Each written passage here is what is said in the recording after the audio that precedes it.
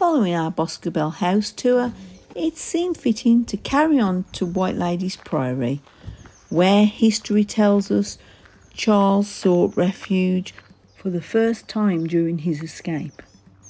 However, all is not as it seems here. I'll be revealing what happened when Charles sought refuge here, the impact this had on the Priory, and revealing a poignant fact I discovered by chance. We're going to start off following in Charles II's footsteps in the wooded surrounds of White Ladies Priory. Of course, this would have been dense woodland right up to Boscobel House and beyond. But let's step it out a bit and get our first glance of White Ladies Priory. There it is. Now, it's probably becoming apparent there's not much left of the actual convent called White Ladies Priory. Built in the 12th century, it housed a very small number of Augustinian nuns, and it was closed with the dissolution of the monasteries in 1536. So by the time Charles got here on the 4th of September 1651, this convent had been closed for 115 years. But let me show you the building, then we'll look at its connection with Charles II. What we're seeing here is the outline of the north transept.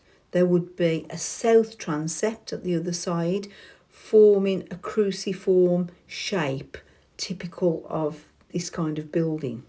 Where we're entering is actually an archway into that north transept. You wouldn't have been able to enter the building through here. Where we're standing now is the chapel of the convent. I think it's probably a good idea here to show you a map to help with orientation of the building. The arrow identifies where we're standing. We've just walked through this north transept, which would have been enclosed. The edge of the wall on the right here would form the right angle wall of the south transept, and the wall ahead would be the end of that south transept. However, we're quite confused looking at the remainder of this wall because it doesn't seem to be part of the ruin. And what about these gravestones? And is there a connection to Charles II? It would be expected to have some graves within the grounds. However, this priory was turned into a Catholic cemetery after it closed, and it has hundreds of burials. And the wall that you see is a purpose-built perimeter constructed from the rubble and placed onto the foundations of what could be further buildings. Well, let's make our way down to the southwest entrance of the chapel. It's thought that this entrance to the chapel was used solely by the nuns, and in 1936 it was found to have snowdrops and herbs still blooming by this doorway, thought to be planted by the nuns all those years ago, and they'd reseeded themselves. This is the northwest beautiful main entrance to White Ladies Convent. But where did Charles actually stay? This was a ruin. So, look at the space to the right of the building.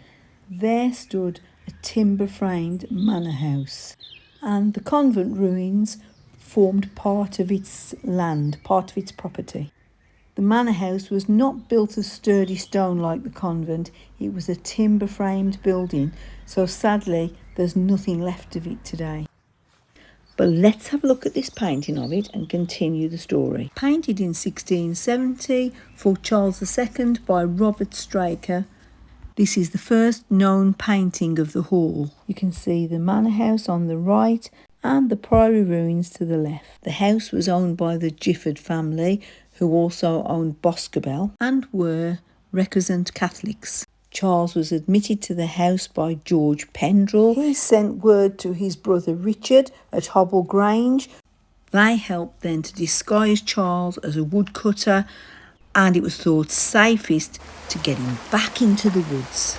With Richard Pendrell by his side, and hiding here in the pouring rain probably saved his life, because back at the manor house, soldiers had arrived and were searching the manor house. Apparently they caused a lot of damage. Then they besieged the convent ruins, setting fire to whatever they could. So, fast forward to present day. The timber-framed manor house is gone, but actually we wouldn't have known of its existence had it not had a role in Charles's escape. But as a consequence of its role, this wonderful convent building will be nurtured and preserved for many years to come. And speaking of being preserved, remember at the beginning I highlighted these gravestones and said I wondered if they were connected in some way to Charles II. Well, it turns out that back in 1936, some of the headstones were discovered and they were graves of some of the Pendrell family and the Gifford family. Some of the main protagonists in helping the king escape are preserved here in their resting place. See you soon.